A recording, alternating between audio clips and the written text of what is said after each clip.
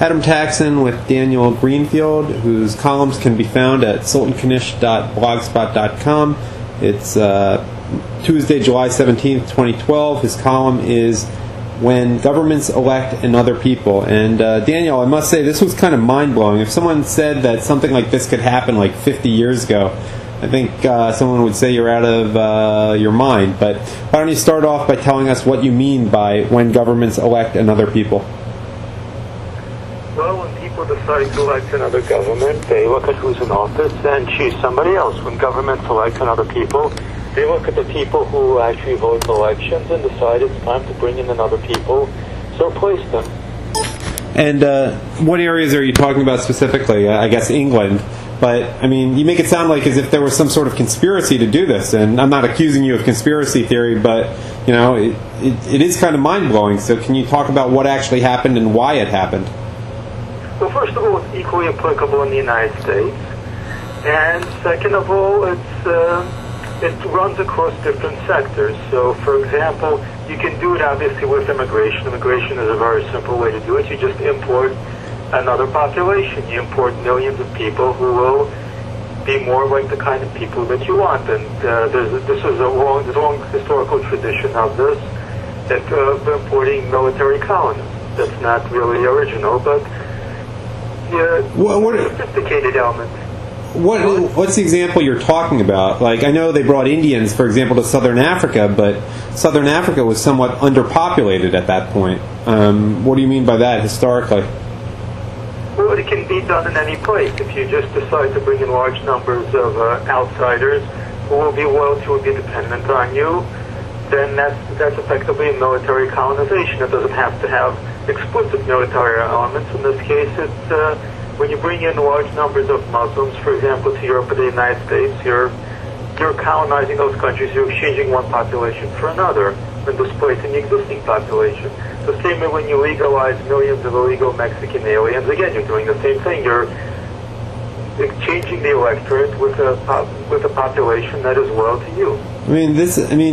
Is the quest for power so great with people such as, I guess, Teddy Kennedy and some of the members of the Labour Party in Britain that they would do this? They would completely change, hundreds of years of tradition in England to just get a little bit of temporary power? Are these people that evil, that cynical? This is what rulers have been doing all along. The problem is that we've been a bit deluded about the idea that the Western world is really this kind of wonderful idealistic democracy. In many ways it's not.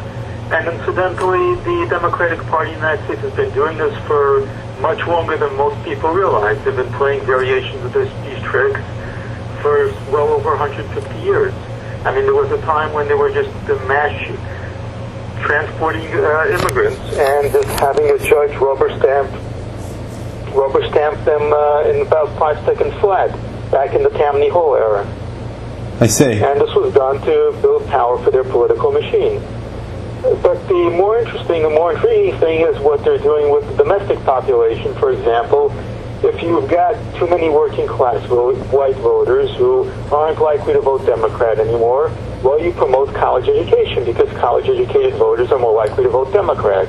If married men and women aren't likely to vote Democrat, well, you promote divorce, and single women are more likely to vote Democratic. And this gets really sophisticated. So it's really, it's fair to call it a war against white working class males. It's part of it, but it's not the only thing. It's not so much about white working class males, because white working class males are just the people who Democrats perform the worst with. But it's about really eliminating or suppressing any group that diverges from the Democratic platform that is less likely to vote Democratic. So in some cases, they will simply change those people around. For example, if you take a white working class employee and either destroy the industry and move him into a government job, or move him into unemployment, that makes him more likely to vote for the Democratic Party. So again, you've transported him from one kind of voter to another kind of voter by transforming the electorate. And of course, the Republican Party of Mitt Romney, John McCain, George W. Bush, George H.W. Bush, etc., would be too polite to ever take notice of these things, right? I don't think they'd even comprehend it, really, because we're not dealing with extremely bright people.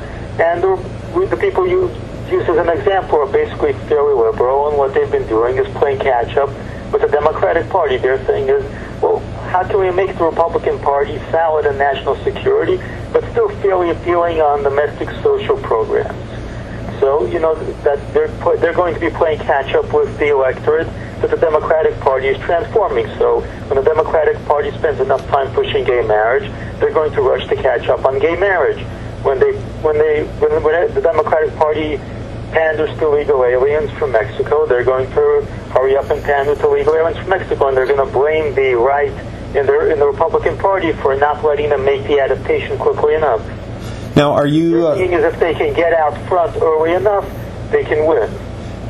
Are there any conservative politicians you can mention who actually get it in terms of this kind of thing, like maybe Sheriff Joe Arpaio? Is there anyone who gets this, or at least maybe even acknowledges it, if not necessarily even doing something about it?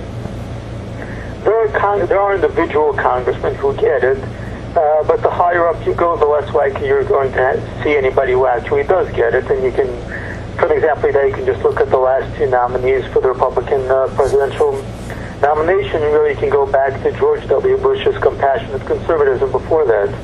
And his father was basically fairly liberal underneath all the gray exterior.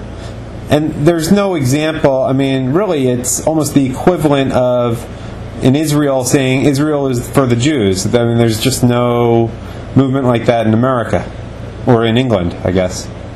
Well, there's no real movement like that in Israel either. Israel has the same politicians that the United States does, and it has the same politicians that the Europeans do. This is not really national, it's transnational.